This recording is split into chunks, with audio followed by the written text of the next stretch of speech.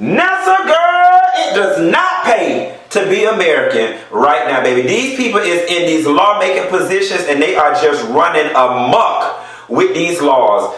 You got to be under a rock to not have heard the most extreme abortion law was state of Alabama signed into law for abortion to be illegal, and there was no exclusion for incest or rape. There's a few other states who are also, rallying and signing laws into order to outlaw abortion or make it only legal prior to the baby having a heartbeat. And the issue with that is by the time most women find out that they are pregnant, the baby's heart is already beating in the stomach. Nevertheless, for me, the reason why I am nervous is because this, for me, transcends abortion. It's abortion today, but what will it be tomorrow? That's the part that scares me. And the people who are in political control right now seem to be people who are a subsect of the country who have views that don't really echo the sentiments of majority of Americans. Nevertheless, something has got to be done. Now, I was not going to do a video on this subject because you guys have taught me over time that there are certain things that are women's issues and certain things that are men's issues, despite the fact that we're pushing for gender equality across the spectrum. But this flat out is a women's issue. But then I thought, you know what? I do have something of value to contribute. And because I am an ally of women on this particular issue, I should share with y'all my abortion story. So, before I start, I laugh because Whoopi Goldberg sums this whole issue up best. If you don't believe in abortion, don't have one. It really is that simple. I'm just flabbergasted how people feel that it is okay to take their individual belief and push it on other people. Let's face it, morality is subjective. What is a good moral versus a bad moral depends on who you ask. Furthermore, most people's argument for being anti-abortion is an argument that is religious in nature. The governor of Alabama, and don't quote me on this because I'm misquoting her, but she says something along the lines of, that the baby being God's gift, or the joy that God gives, something she said or another, and she used the word God. There has to be a separation of church and state, and you cannot take your religious belief, no matter how convicted you feel in it, and force it upon this person. You're Christian, that is fine and well, but this person may not be. So how is it fair that you get to govern this person's life based on your Christian beliefs? You can't do that. Nevertheless, separation of church and state, that's one argument. But let's get on a more personal level. My abortion story. And I know some of y'all are looking like, girl, how he got an abortion story? Well, I do. And based on my abortion story, I don't know how I feel about abortion, and we're going to flesh this thing out. So I first got introduced to abortion in high school, as I would assume most of us do. Either you had one, or you heard a rumor that somebody had one, or your friends told you that they had one. Fine and well. The running joke in Miami was, if you get pregnant, you got $300. It's no longer a problem. Problem solved. You know what I'm saying? And as dumb, innocent teenagers, we laughed and cracked jokes. But it wasn't until abortion fell in my lap that I really looked at this for the serious subject matter that it really is. So there was a situation where a younger high school age family member reached out to me and revealed that they were pregnant. Or, for lack of a better term, or I somewhat discovered this person was pregnant.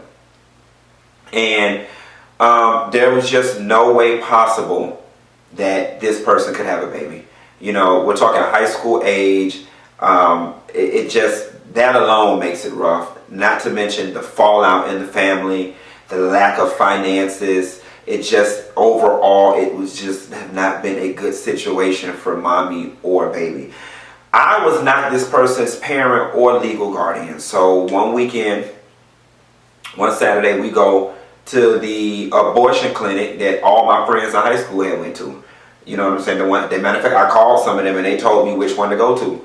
The one on 163rd Street, right off the expressway, behind the XXX rated place. So we went there. I walked in, and we go to filling out the paper, and the lady at the front desk asked for the ID and whatnot, and then asked who I was, and I was like, I'm, this person in relation to her, and she was like, oh, sorry, this person is underage, and because you're not their legal guardian, you can't do this. Okay, no problem. So I call a co-worker of mine, and I say, listen, this is what's going on. I need you to come with me to this other abortion clinic and walk in like you this person's mom so we can get this done, okay? And so the person that was pregnant at the time had told me they had missed 2 periods. So yeah, me being young, not knowing much, thinking the person was 2 months, maybe, I don't know how I was calculating gestation or whatever. At the max would be 3, so that would probably fall in that $300 spectrum that I had heard about so much. So we get to the second place, and my coworker walks in, and I guess my coworker got on the phone with another of her friends. And a couple minutes later, my coworker comes back out, and she says, you know what, Quentin, I don't feel comfortable doing this because this person's mom or whatever could find out, and then now I'm involved, and I had to respect that. However, she comes out and she says, however, the lady at the front desk gave me this number that you can call this legal aid department, and you guys can go before a judge. And if the judge grants her competent enough to make this decision, she will then give you a waiver to be able to have this procedure done. So I said, okay, so there's still sunlight at the end of the tunnel. So I take off for work the following week, call the lawyer. The lawyer, I was worried about how long this court process would take. Because, when you do stuff through the court, it's 30, 45 days, whatever. But no, it's actually one of those things for anybody out there who needs the information. It's one of those things that literally can happen in 1 or 2 days. So we called the attorney. The attorney told me to meet him the next morning at 9 o'clock. I took off work, went, filled out a little paperwork. He got us in front of a judge immediately. The judge asked, this person, the circumstance surrounding this pregnancy. She asked, more importantly, how are you going to prevent this in the future? And the person said abstinence. And the judge was just, she smirked, and she's like, young lady, that sounds great and all, but once you've started, abstinence is probably not going to be the most, preventative course of action. Never the case, because I was there aiding this person in the process, the judge felt like, okay, she has somebody of sound body and mind, despite the fact that they aren't a parent, there to guide her through this. So she gave us the paper, and so we decided to go the next day. Now here's the thing, I'm young, I'm fresh out of school, I've already taken off like 2 days of work dealing with this situation. So I now I can't keep taking off of work. So I called one of my friends from high school who was not working at the time, and I said, listen, I need you to drive this person to this place, take this paper. I'm just thinking, and here go these $300. I'm just thinking that by the time I get off of work, this is all going to be behind us. My friend calls me and says, we got a problem.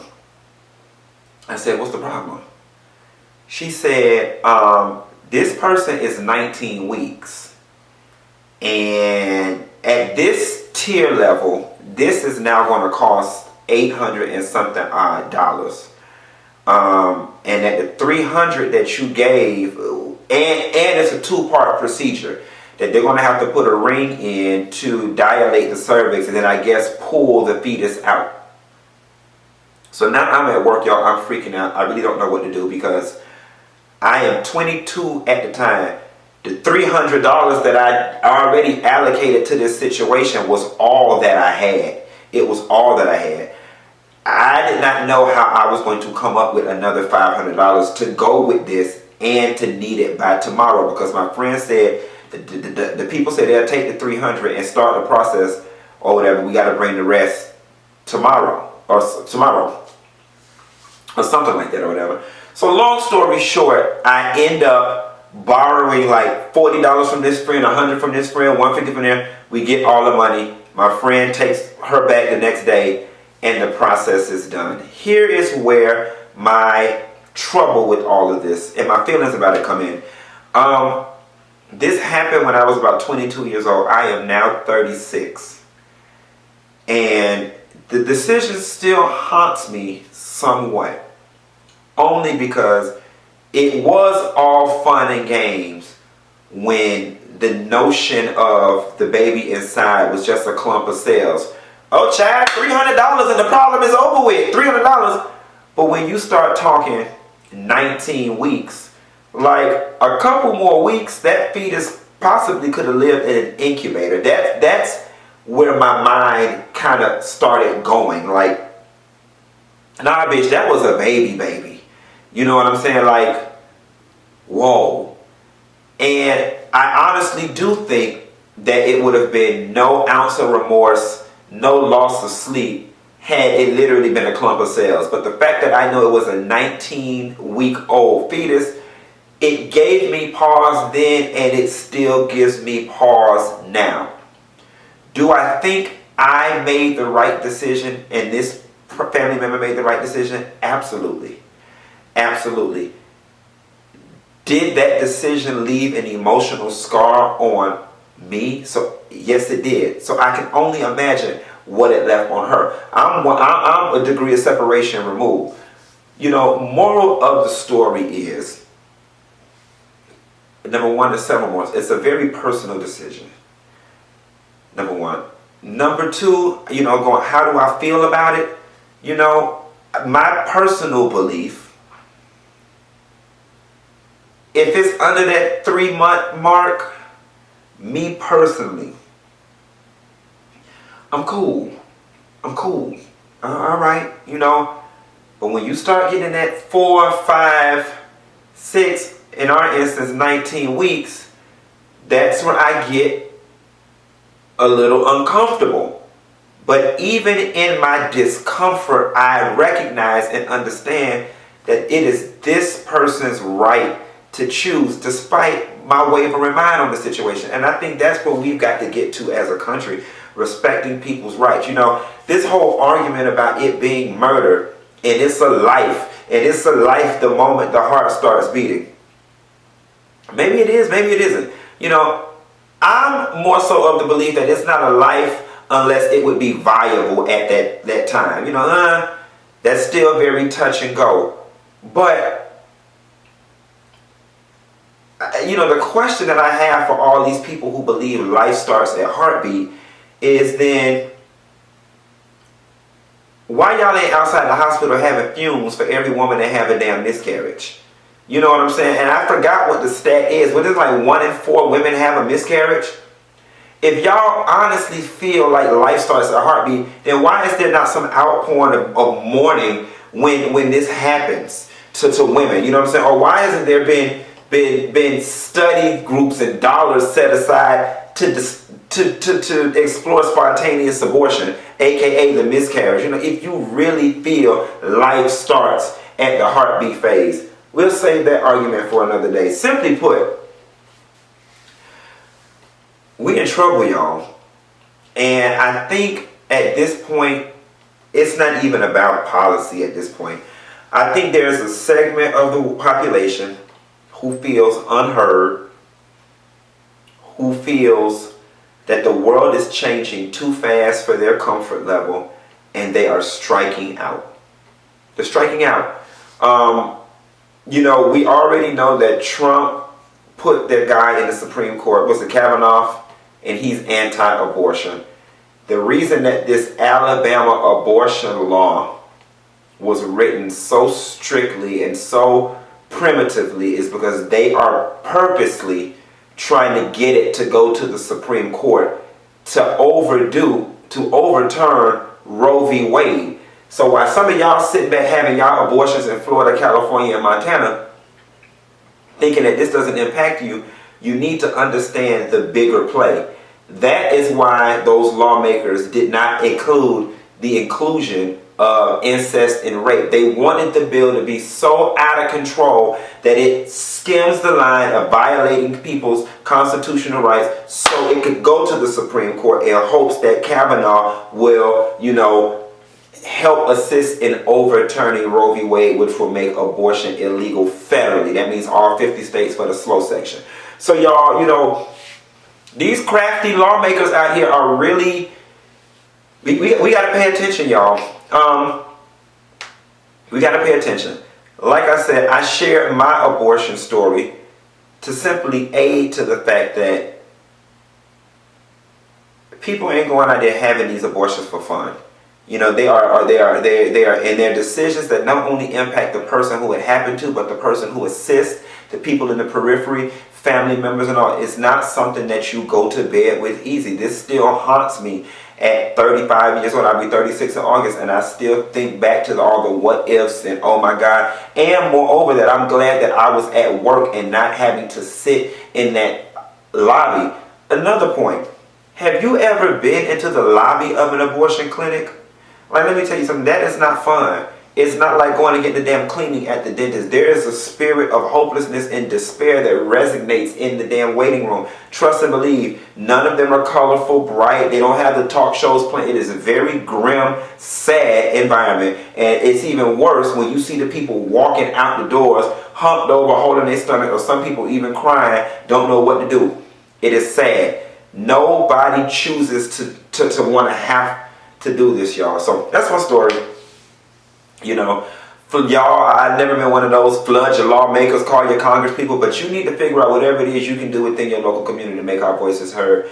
And we have got to speak out and support and love one another, y'all. Y'all, this issue don't affect me. My coochie made of clay and it's staying the Gucci name, but it affects so many people that I know and love. And yeah, we got to do better, America. We have got to do better. Respect people's individual choices to choose what is best for their life. Simply put. Come later. Be sure to like and subscribe. Bye.